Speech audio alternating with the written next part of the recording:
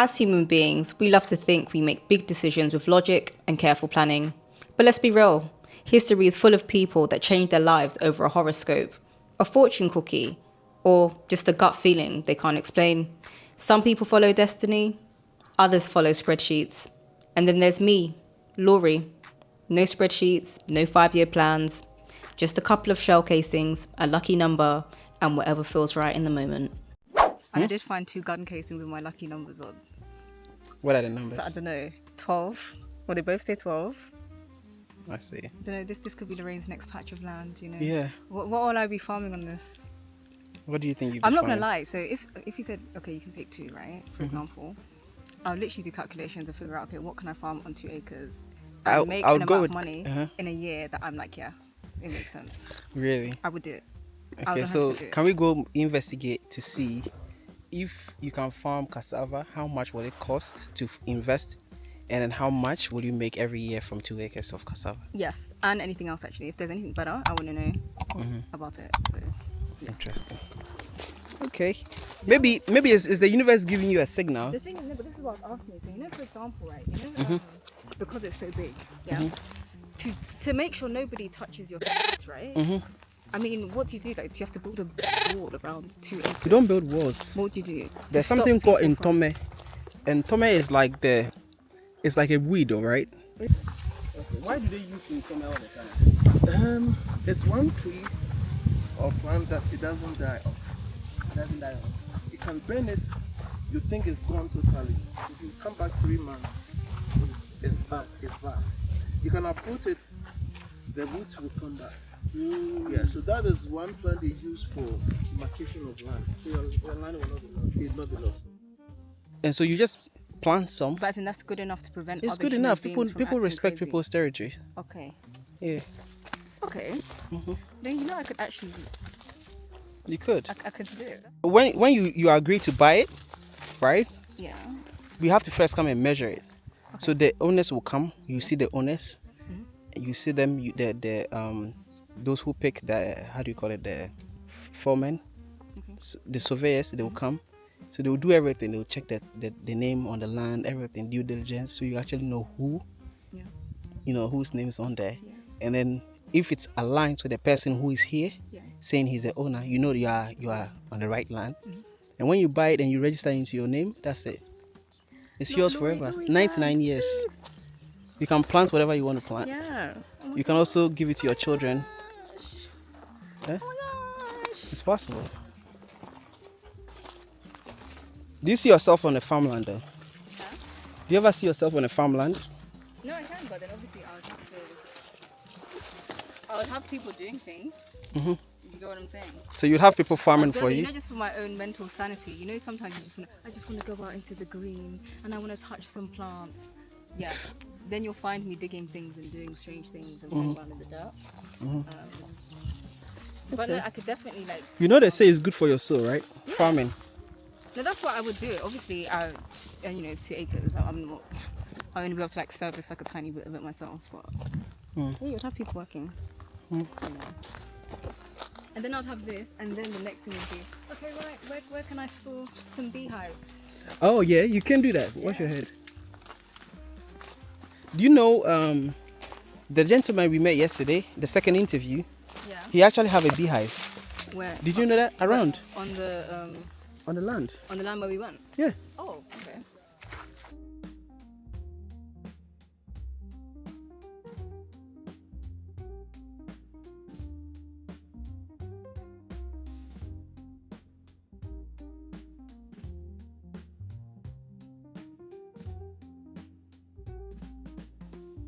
Join another one and join into another one. It's carrying along with the mercury and the cyanide. So look at the way it's traveling. Yeah. So you can see you're in Accra. There's no Damascene. Yeah. So you can see you're in Accra. Yeah.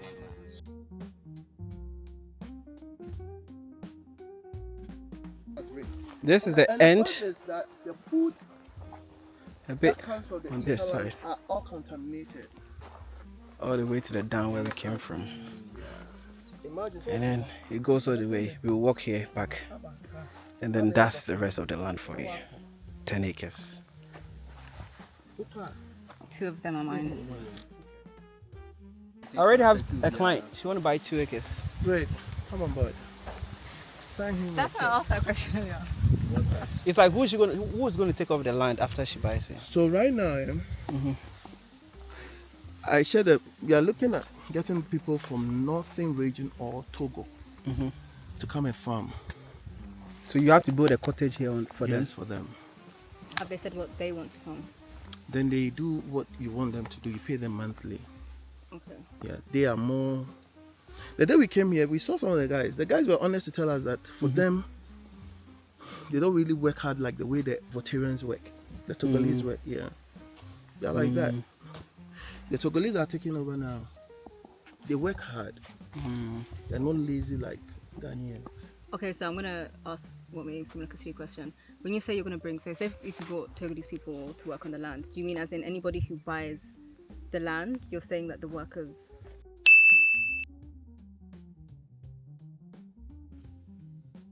So this is it. So now a lot of the corporate people, they want to farm. Yeah. Like you don't know how to hold a cutlass. You don't know how to hold a hoe. So what they want to do is that tell them, you just have to tell them, give an estimate that, okay, with 1 acre maize, which is 3 months, you need maybe 1,000 Ghana cedis for 3 the outcome. So then I'll be the farm manager. I'll get the guys. Maybe I'll pay them 300 every month, plus or minus with the seedlings, fertilizer and stuff. Then we add everything up. So you give me the money. You know you have 1 acre maize farm. In 3 months you're going to get $5. So that's our estimate. So maybe like you put in 2,000, you get 10,000 within 3 months. So what I'm trying to ask is the price of the land plus that? No, you have to get the land. Yeah. You have to get the land. No, I'm saying that plus everything. No. You just get the land, one. Yeah. That's the first step. Yes. So based on what you want to do, Yes. is it cassava? Cassava takes roughly 10 to 12 months to mature. So is that cassava you want to do? So if it's cassava, you know that, okay, cassava, it will cost you 2,000 to do cassava, okay, for that month. But then this is what, so maybe I would do all the calculations that, okay, with this my guy, I'm going to pay him like 150 every month. You have accommodation for him, so you pay him 150 every month. So now you do everything like a cost. How long the whole project is going to cost, then I give it to you. So you give me the money, I get the guys, plant them for you. When it's harvest time, you come and take your produce and go.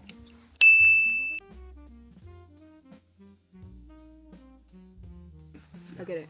So you don't really have to be on ground like that. You don't have to be on ground like that. So you take all of the thinking away from Yes, everyone. all the hard work and everything. And also, I get the thing is that the risk is that I have to make sure that I get you your product, because it's going to be a contract. Okay. If it fails, you hold me responsible. You hold my neck.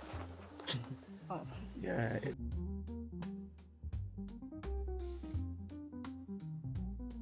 But we all have to go into it, because the challenge now is the climate change. Yeah. It's affecting us.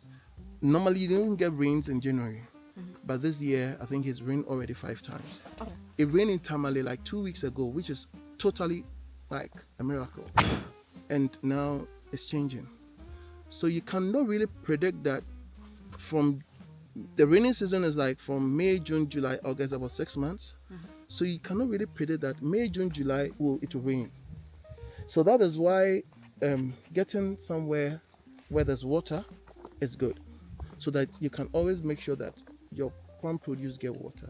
So you don't have to rely on the rain, because we can't really tell when it's gonna come. Yeah.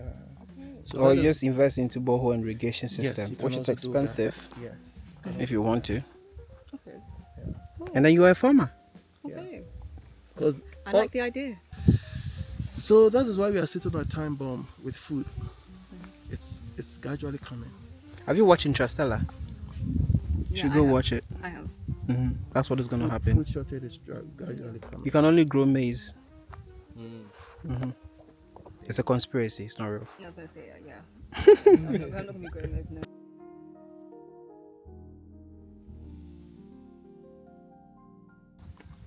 Okay. Laurie?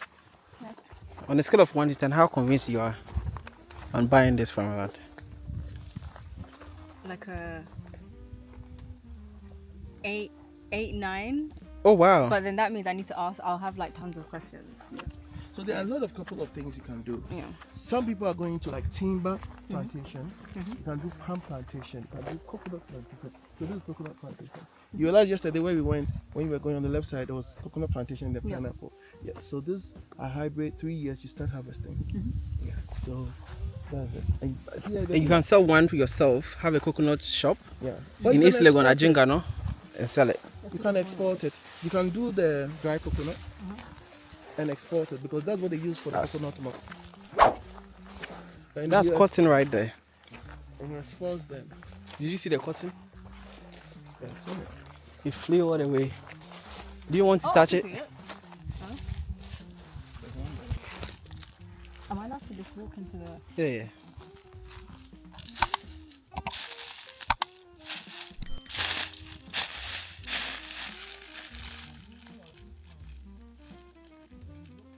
Pick all the two. Pick all the two. They are twins. You can't just leave them behind. Come, I want to see it.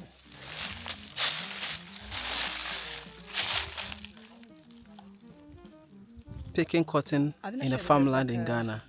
I didn't think there was like seeds inside it. A seed. Wow. I think there's a cotton tree around. Imagine being in this heat picking this. Are you getting flashbacks? I don't... What? My previous life of being on the plantation. But it's hot. Can you imagine doing this? Picking cotton. Do you want to go and try it? Then you'll be able to understand what it feels like. And you can't wear the cloth on your head. It's bad. I know. It's inhumane. It is.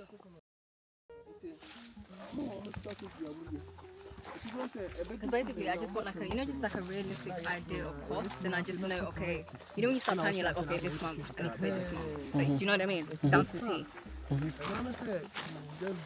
Before imagine get the land, I'm like, oh yeah, I can harvest this year, and then what, in 2026, I'm too broke. You know what I mean? If I know the cost up front, then I can just, I can plan for it. I agree. I hope that did not go up my nose. You did. It zoomed in. When you are editing, you will have fun.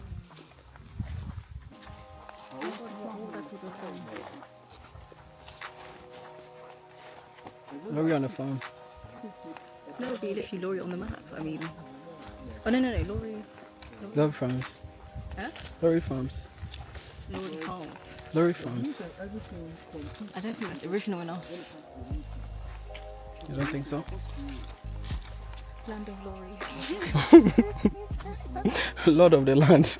Wait, what?